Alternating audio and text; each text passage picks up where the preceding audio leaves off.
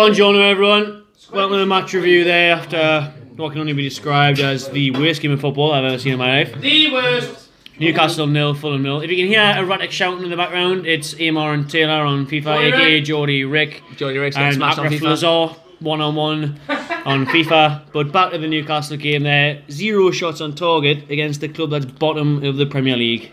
It reminds me of the game last season. I think it was Brighton at home. Oh, that was awful. That is a great job. There was 0-0 around Christmas time now, wasn't it? I felt like I'm never going to get that time back out of my life. Like, I feel like I'd rather have been like sitting with a fucking cactus up my arse or something that would have been fucking more entertaining than that shit, I swear to God. Aye. But I didn't even fucking watch that game, to be fair. I was watching that game in Shiraz, so it was on there, on the stream, but I swear to God, I must have watched about 10 minutes of it because it was so boring. The full 90 minutes. I feel sorry for you. I feel sorry for you. Thanks to Negative Andy's season ticket. You watched the vlog there, probably don't, because it's absolutely awful. There's nothing on it.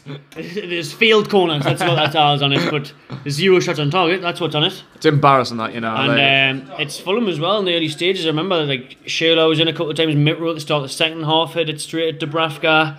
Newcastle were just starved of ideas today. I was so fucking pissed off watching that, man. It was just back and forwards, sideways passing. There was just absolutely nothing. There was just no imagination, no creativity. There was just no point. Because you're crying out for someone, and we cried out for Kenny to come on, and Kenny came on off a nout. Everyone's crying out for a player who's got a bit about them, someone who can get fans off the seats, who's going to create a few chances. I don't even want to fucking discuss Kennedy. I can't fathom how he's a footballer. He's so fucking shit. That shot, man. He does that every game, doesn't he? He does the old corner flag shot. Like. So shit. Like, I think today was the only time I actually went into a game this season with a bit of confidence. Because I think they'd conceded the most goals at this stage in Premier League history or something. Yeah. Haven't kept a clean sheet in, I think, 21, 22 games or something. So, I didn't expect maybe a walloping. I didn't expect like 4 goals on out, but I expected a fucking win. What a dickhead I am. Fucking preview, I was claiming a big win. It's been a while since we've put on a show with the fans of St. James. I think my pre-season, my pre-game prediction was like 3-1, I think. But I went big for a 4-1, but I thought there'd be a couple of goals a day at least. A couple of chances. I thoroughly expected Mitro to get first goal. I thought that was written in the stars. But even Mitro scoring the first goal would have been a bit fucking entertaining. I believe it, the worst game ever, and it's literally because we didn't see any goals. Like you want to see the opposition scoring, but there was just no.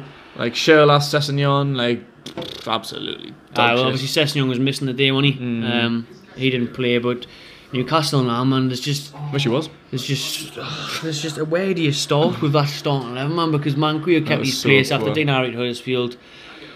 But there's just you just look where it is, and Key was. I like Key since he came in, but he was slowing the game down too much today, and it was like I say, sideways all the time. We're getting it out wide, but then you get it out wide, and it's Atsu that picks it up, or it's Manquillo that picks it up, and there's Richie with no pace to get on the end of it, and then Rondon's doing his job of holding the ball up, but he's not getting any service, he's not getting anything, and he runners. It was really hard to watch the day that like against the team, like I just said, most goals conceded, no clean sheets. You've got to attack them, man. Like, why? Did you say there was not 1 shot on target? Not 1 shot on target.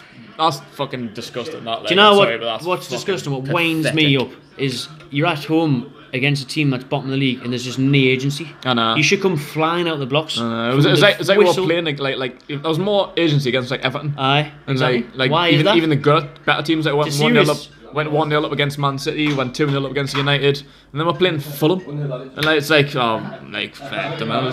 it's a serious problem why the home record's as bad as it is, and why we can't come out the tunnel and get the fans on the side and play some football and create some chances, and that's where it's went wrong, because the atmosphere was shite today, but we've got surprised. We're going mad for corners and throw-ins and get in corner.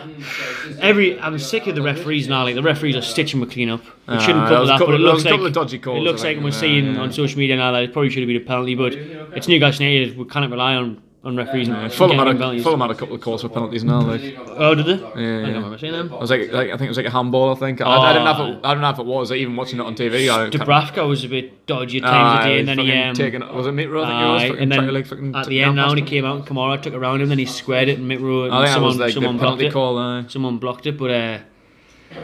Oh, it's just an awful day, the office. And like, you know, this time last week we were absolutely buzzing, and it ruins that, picking up points away from home. albeit Huddersfield, but it's still a good 3 points. It was a great point away to the top 6 side in Everton. And you're at home with, you know, we've lost to Brighton, we've drew to Fulham, we've lost to Wolves, we've been hammered by West Ham, and you just think it's just never easy as a Newcastle fan, is it? No, it really isn't. Like the only really positive you can say is at least we didn't lose. At least we didn't concede 3 points to like a relegation rival. So true, because it could have at the end. Yeah. And the positive is that we're near the magic point. We're getting close to the magic 40 mark, halfway to the magic 40 mark. Picked up another point, kept another clean sheet. So it could have been worse, but can you imagine if it got worse? Like you feel like it couldn't have got worse, but when you look at it in the grand scheme of things, I suppose it could have been. I think didn't lose. I think Rafa's doing the thing that he was doing last year with the Brighton at home, where he just does, instead of wanting to win, he makes sure he doesn't lose. Because he's thinking that's another point in the board.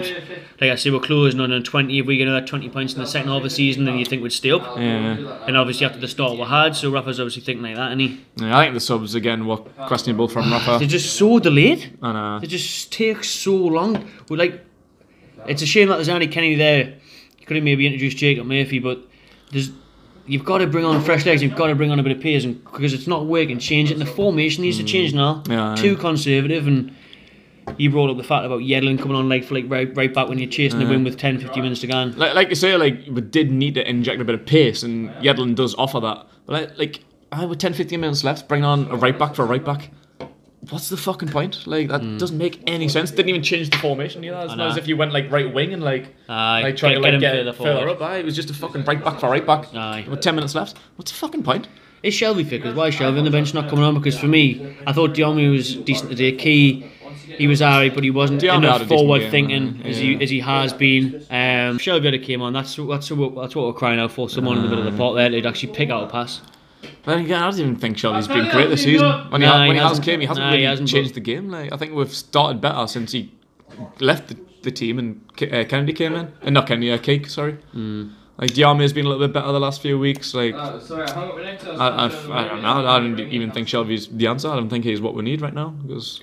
I think it's just where do you look? Though, you had Muto on the bench. You had, I see maybe Murphy might have been a shout. Yeah.